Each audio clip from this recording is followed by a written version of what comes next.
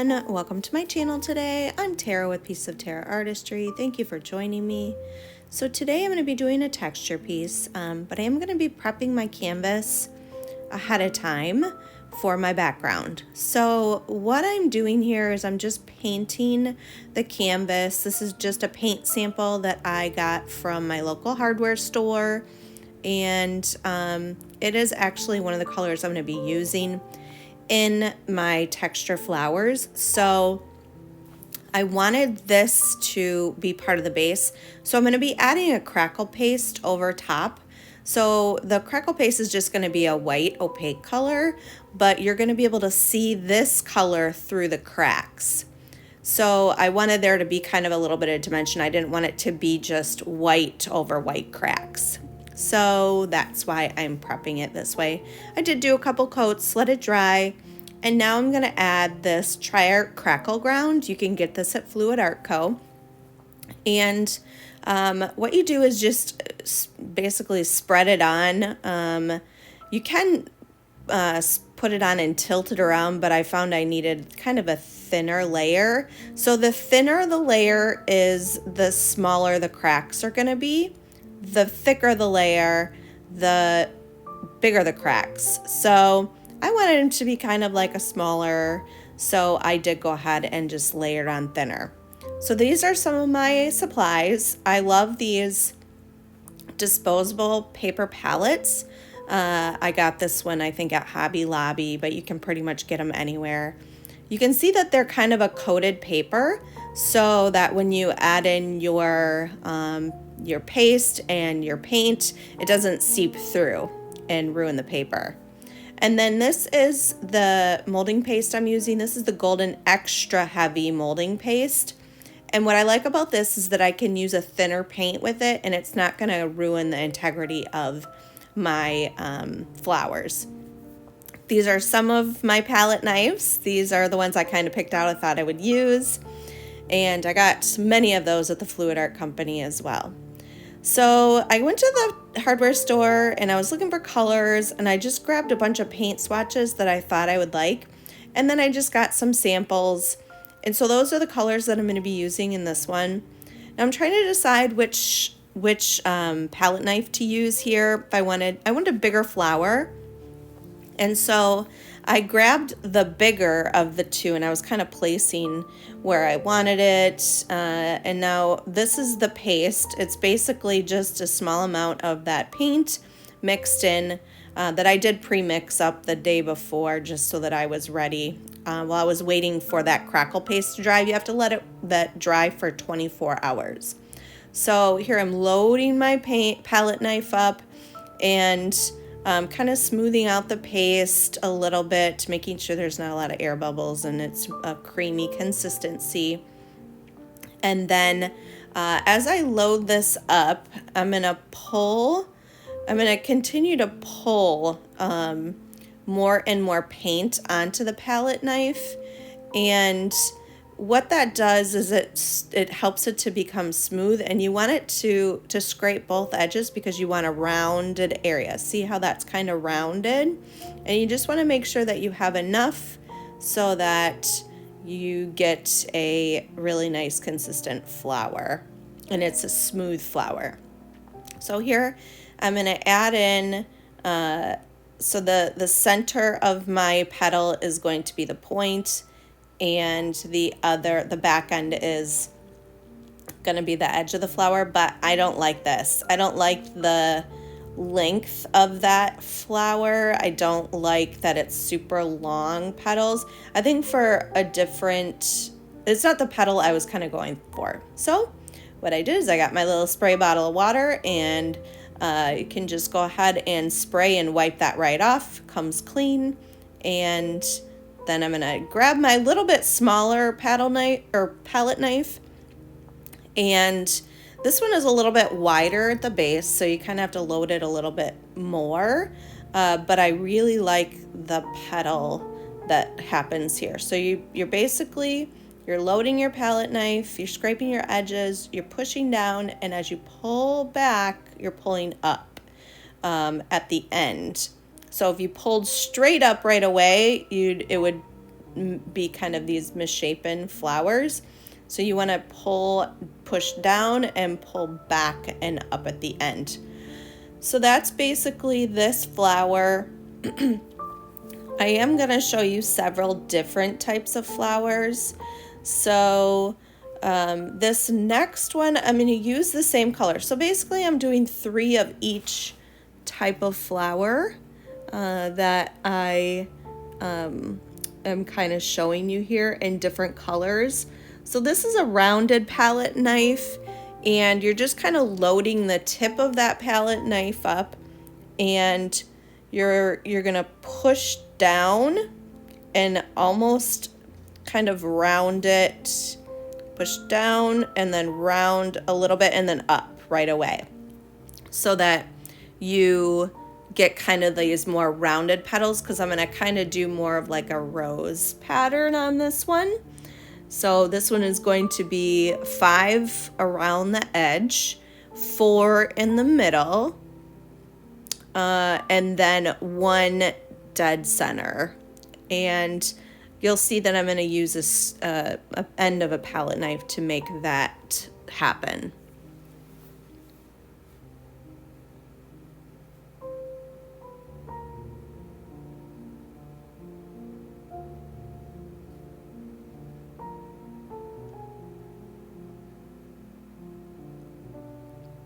And you'll notice here too that I'm really taking my time.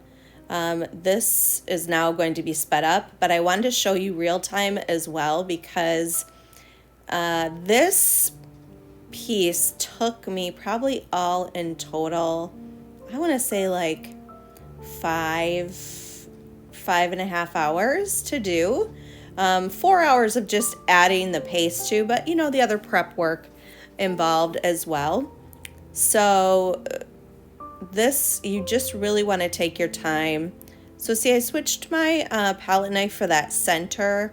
Didn't really like how that was turning out, so I decided to start swirling it, which I really like the way that that looked. So that flower is done. Now I've moved on to kind of a skinnier diamond shaped palette knife, and so now this one is just gonna do, I'm gonna do 5 petals, and then in between each of those petals I'm gonna do another petal. So I will get down closer and show you a closer view of this one in just a second, but I'm gonna show you kind of the overview of the 5 outer petals, and then I'm gonna show you the close view of the inner petals. So this one took me quite a while, and I am showing the entire process in this video. I'm going to talk through a good portion of it until I start adding the details. So I wanted to show you guys how I went about these flowers and placement. So I was trying to be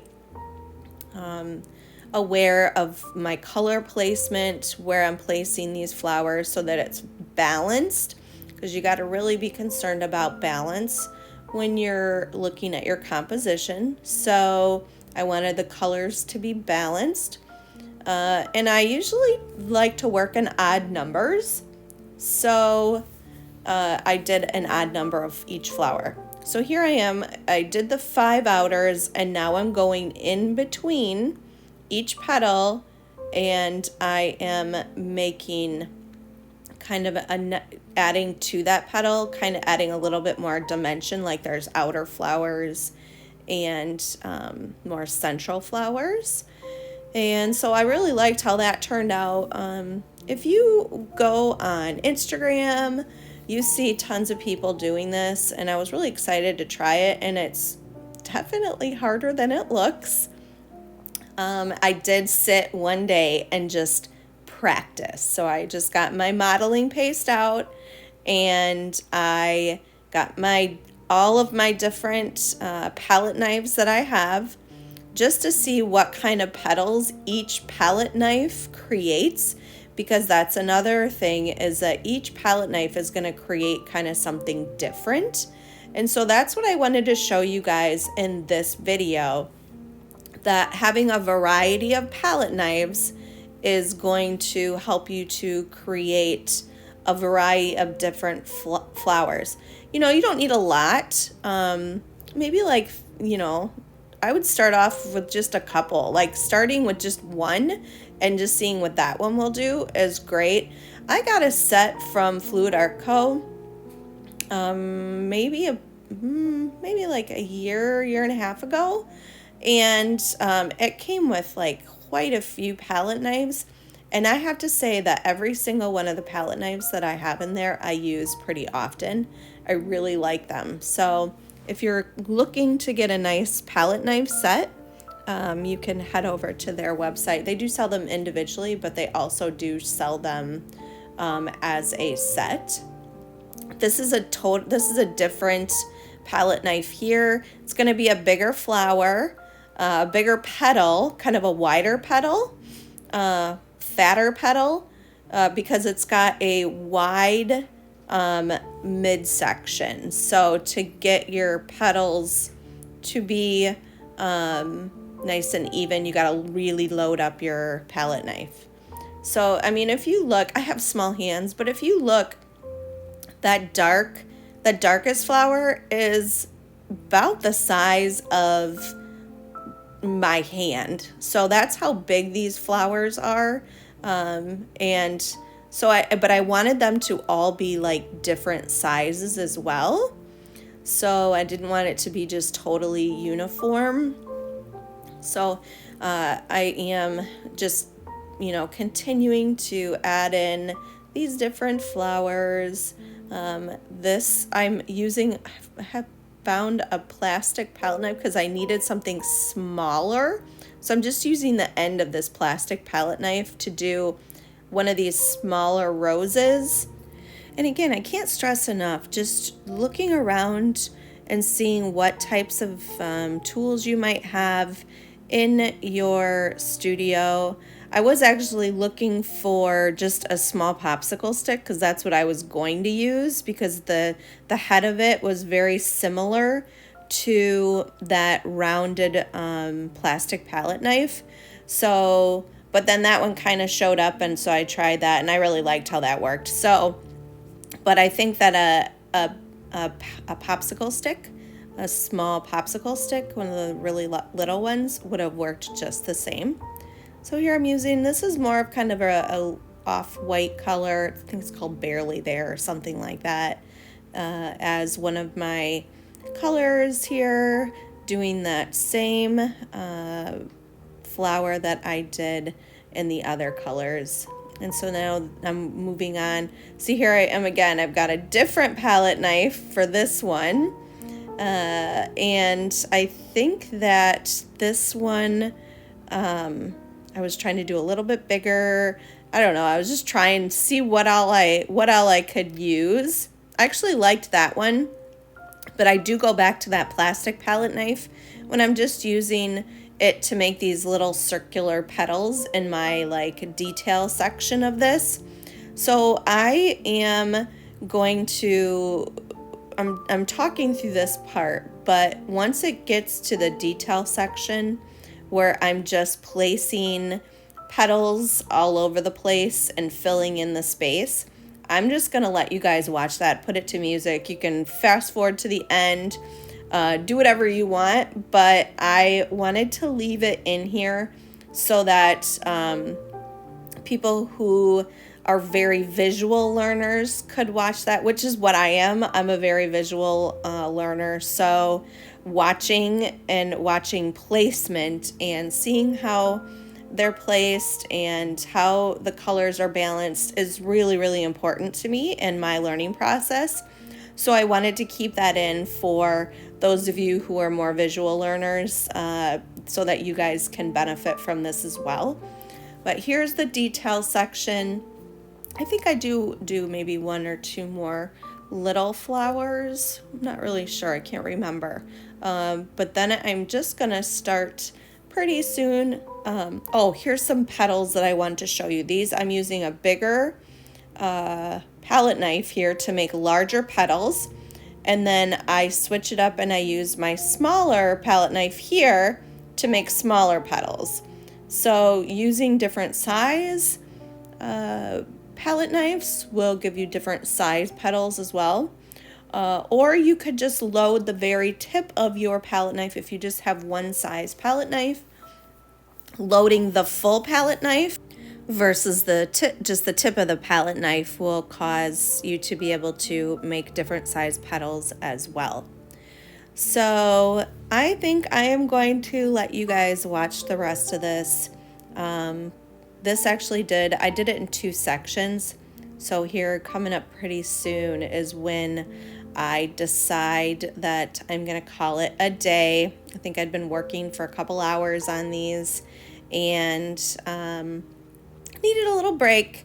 So in the next section of it, you're gonna see that the petals on these larger flowers go from being shiny to being matte.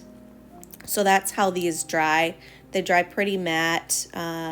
So just so you know that. And then in the end, I do show a full completed kind of a flyover, and you'll be able to tell the new additions to what has already started to dry. So I hope you guys like this. Please check out the Fluid Art Experience if you're not familiar with it. I will be teaching this at the Fluid Art Experience in my texture and structure class. That is May 23rd through the 25th in Asheville, North Carolina. So head to fluidartexperience.com and get all the details for that. It will be myself and several other artists teaching in-person classes. You get in-person instruction, and it's really just such a great experience to be able to learn these things firsthand and have the instruction of the teacher to kind of help you through it.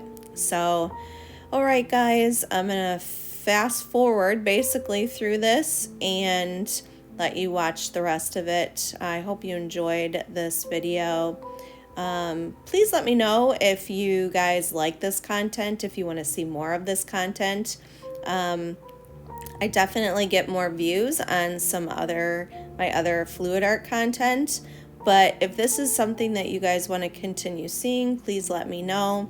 I do have some videos coming up that are going to be combining the fluid art with this type of art, so please let me know if that's something that you want to see on this channel. I would appreciate it. And also, if you have any suggestions on other types of art that you want to see on my channel, please let me know. I'm always game to try things.